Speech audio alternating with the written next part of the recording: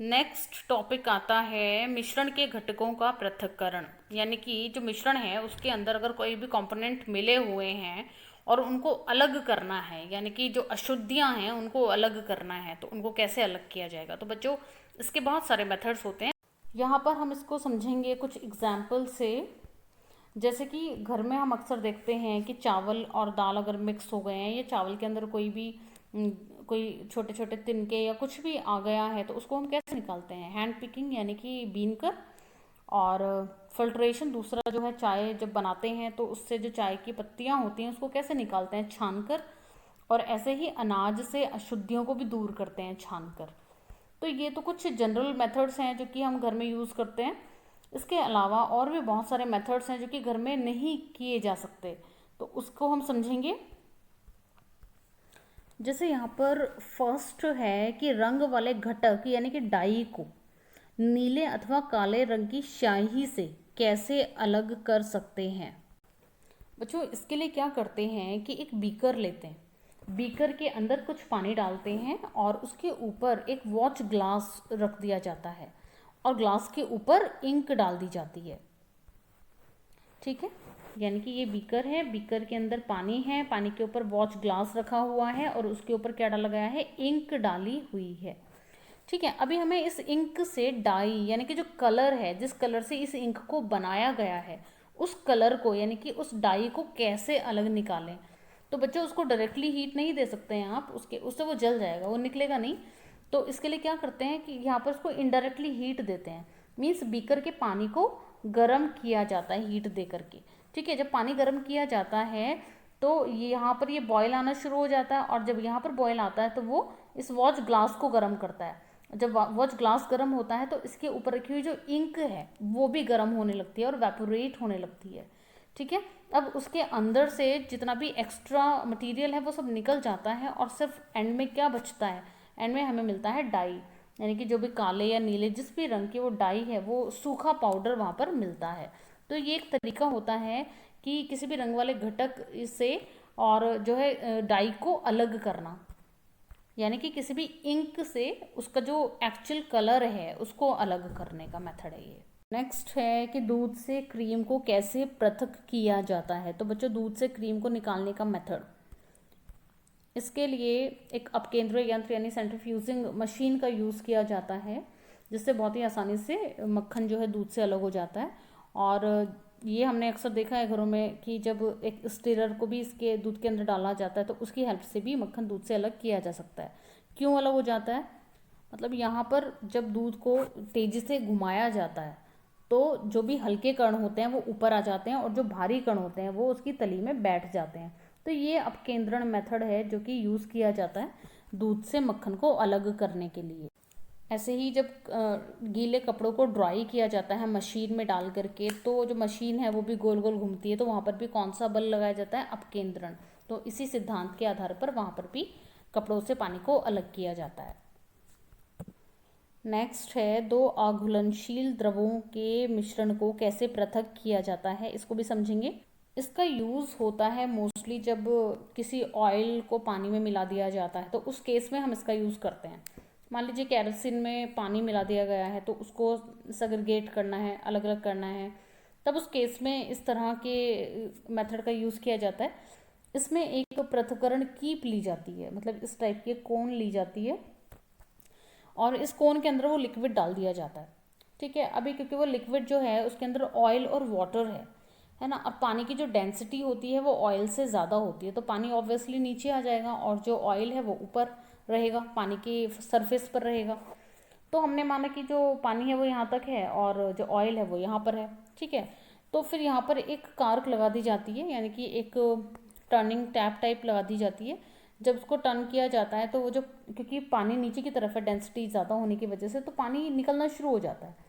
तो फिर इसको इतना स्लोली इस प्रोसेस को किया जाता है कि पानी के साथ तेल इसमें से निकलने ना पाए ना, क्योंकि हमें पानी को जो है ऑयल से सेग्रीगेट करना है। ठीक है, तो इसको हम धीरे धीरे यहाँ से जो है ऑयल पानी को निकालेंगे। तो जब ये वाला जो लेवल है जब यहाँ तक आ जाए तो तब इस जो कार्क है उसको बिल्कुल टाइटली बंद कर दिया जाता है। तो इस मेथड से पानी और ऑयल को अलग किया जाता है। नेक्स्ट टॉपिक है, क्या काली स्याही में डाई एक ही रंग है? मतलब किसी भी कलर से उसके अंदर जो बाकी के कलर कंटेंट हैं उनको निकालना, मतलब किसी कलर से जो कि मिक्स्ड कलर है उसमें से जो बाकी के कलर मिले हुए हैं उनको सेग्रीगेट कर देना। तो ऐसा करने के लिए जिस मेथड का यूज़ किया जाता है उसे कहा जाता है क्रोमेटोग्राफी। क्रोमेटोग्राफी एक मेथड होता है जिससे कि किसी भी स्याही से उसके अंदर जो भी कलर अलग अलग मिक्स हुए हैं उनको हम निकाल सकते हैं।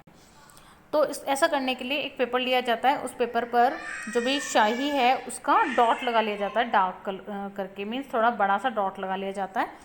उसके बाद एक बीकर लिया जाता है और बीकर के अंदर अलग से पानी लिया जाता है। उसके बाद उस पेपर को जिस पर कि वो डॉट लगाया गया था उस पेपर को उस बीकर के अंदर जिसमें पानी लिया गया था रखा जाता है। लेकिन रखने का तरीका ये होता है कि जहाँ पर वो डॉट लगा हुआ है स्याही का, वो डॉट पानी में टच नहीं होना चाहिए, मतलब उससे नीचे वाला पेपर का जो पोर्शन है केवल वही पानी में भीगना चाहिए। ठीक है। अब जब ऐसा हम करते हैं तो क्या होता है कि जो पानी के अंदर जब कागज़ डाला जाता है तो पानी कागज़ के ऊपर चढ़ने लगता है। ठीक है। तो जब पानी कागज़ के ऊपर चढ़ने लगता है तो जो डॉट है उसको भी टच करेगा पानी, तो पानी जब उस लेवल तक पहुंचेगा जहाँ तक कि डॉट है, तो ऐसा करने पर उस डॉट में से जो भी कलर सॉल्यूबल है, मतलब जो कलर पानी में ज़्यादा घुलनशील है, वो कलर पहले पानी के ऊपर आ जाएगा, यानी पानी के साथ उस कागज़ पर आ जाएगा वो कलर जो कि ज़्यादा सॉल्यूबल है। और दूसरा कलर जो कि कम सॉल्यूबल है पानी में, यानी कि कम घुलनशील है, उसको ऊपर चढ़ने में थोड़ा टाइम लगेगा, यानी कि वो कलर उतना ऊपर तक नहीं पहुंच पाएगा। तो इससे क्या होगा कि मान लीजिए इसमें दो कलर मिक्सड हैं, एक ब्लू है और एक ब्लैक है। ठीक है। अब मान लीजिए ब्लू कलर जो है वो ज़्यादा सॉल्यूबल है तो वो पानी में यहाँ से उठ करके पानी के लेवल के साथ साथ कागज़ में ऊपर तक चढ़ जाएगा, और जो दूसरा कलर जो कि कम सॉल्यूबल है वो कम पोर्शन तक ही रह जाएगा। तो इसको इतना कागज़ को काट करके जो दूसरा कलर है वो वाली इंक का जो पेपर है उसको काट के अलग कर लिया जाता है। तो इस मेथड को कहा जाता है क्रोमेटोग्राफी। तो इस तरह से कलर्स का जो पृथक्करण है वो बहुत ही आसानी से हो जाता है। ठीक है बच्चों। और क्रोमेटोग्राफी जो नाम पड़ा है इस मेथड का, वो वर्ड है क्रोमा, जो कि ग्रीक वर्ड है, उसका मतलब होता है कलर। ठीक है। तो क्रोमो जो कि कलर का मतलब होता है ग्रीक भाषा में, तो उसी से इसका नाम पड़ा है क्रोमेटोग्राफी। तो इस नाम को ध्यान रखेंगे। इसके बाद नेक्स्ट टॉपिक है, दो घुलनशील द्रवों के मिश्रण को कैसे पृथक कर सकते हैं, यानी कि दो घुलनशील द्रव जो कि मिक्स हो गए हैं उनको कैसे पृथक किया जाए।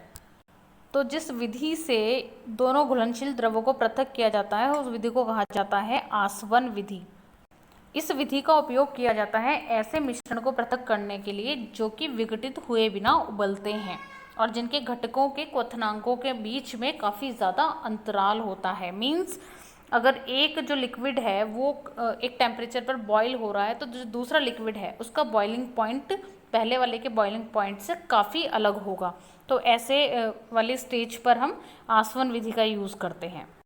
इसमें लिक्विड को जो कि मिक्सचर होता है गर्म करना शुरू करते हैं, दोनों लिक्विड्स को, क्योंकि हमें यहाँ पर अलग करना है तो गर्म करना शुरू करते हैं। और ऐसी व्यवस्था की जाती है कि जो, क्योंकि दोनों के क्वथनांक अलग अलग हैं, तो ऐसी व्यवस्था की जाती है कि जो फर्स्ट वाला लिक्विड है जब इवेपोरेट होकर के निकलेगा तो उसको एक नली के माध्यम से इकट्ठा करने का प्रबंध किया जाता है। अब क्योंकि हो सकता है कि वो यहाँ से उड़ जाए वाष्प बन करके, तो उसके लिए क्या किया जाता है, यहाँ पर एक ऐसी ट्यूब लगा दी जाती है जिससे कि यहाँ से ठंडा पानी अंदर जाए, और जब ठंडा पानी अंदर जाएगा तो वो जो आएगा इवेपोरेट होकर के उसकी टेम्परेचर को बहुत ही डाउन कर देता है, जिससे कि वो खुद ही एक लिक्विड फॉर्म में कन्वर्ट होकर के इस बीकर में एक्यूमुलेट हो जाता है।